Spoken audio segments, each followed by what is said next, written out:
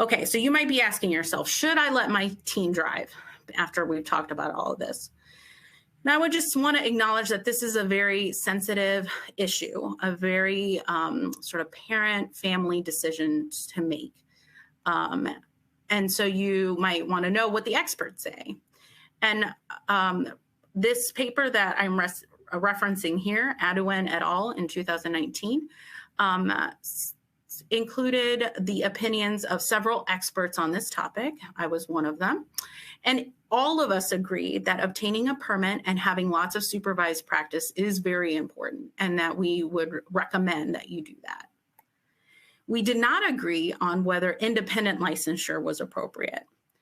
So what we recommend is doing a cost-benefit analysis, taking into account all the factors that increase risk. Those experts that did not recommend it felt like the research suggests that the risk is just too high and deadly potentially, right? And so they recommended just wait until they're older, their brains are more developed, they are more mature. And so I've given you all the reasons, I think, today why you might say the risk is too high for my teen. I'm going to give you some information that might counter that. So individuals with ADHD, we have research that shows that they obtain their license at later ages than their peers, 3 years later, essentially.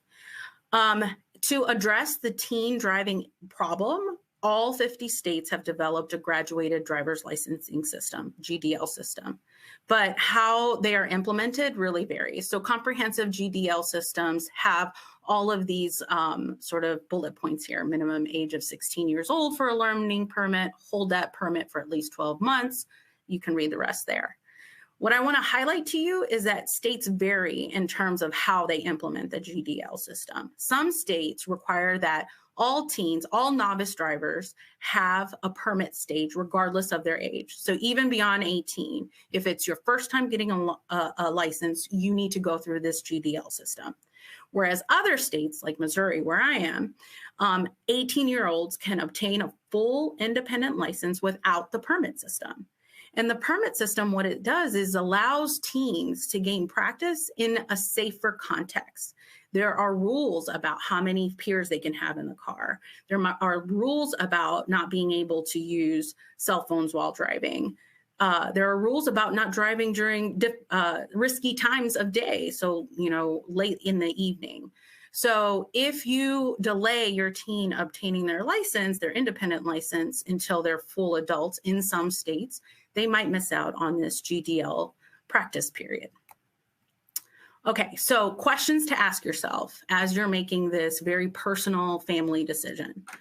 I would encourage you to ask, do I have a hard time setting limits and enforcing limits with my teen? Does my teen break rules often? Do they hang out with other teens that break rules often? And does my teen make good decisions in high-risk, high-reward situations? If your answers to these questions are no, then you might want to take some time to help and seek services so that you can start to address some of these challenges with your own ability to set limits and also just sort of communicating and enforcing rules with your teen. I would encourage that you do that.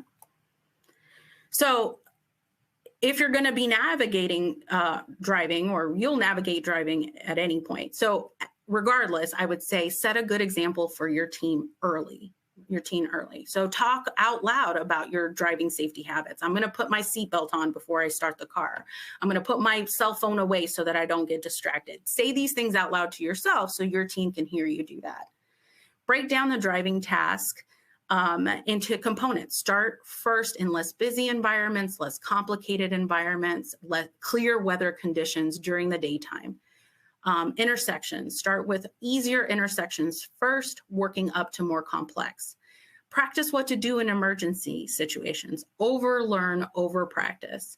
Children's Hospital of Philadelphia website has lots of great tools and logging tools for how to break down driving into steps and components. I really encourage you to take a look at that. Other tools, so technology tools that report safety sort of behaviors in your teen. You could use a third-party app like Life 360. I also included a link here for other potential third safety technology tools. And then behavioral contracting for safe driving. This is a method for you to clearly articulate your family's rules about safety and ahead of time set up fair and consistent limits and consequences for breaking those rules. Children's Hospital of Philadelphia offers examples for teen driving contracts. Now, some of you might really struggle with the communication piece of setting up a driving contract. So you can bring this with you to your therapist and work on those communication skills and ask them to help you navigate setting up a driving contract with your teen.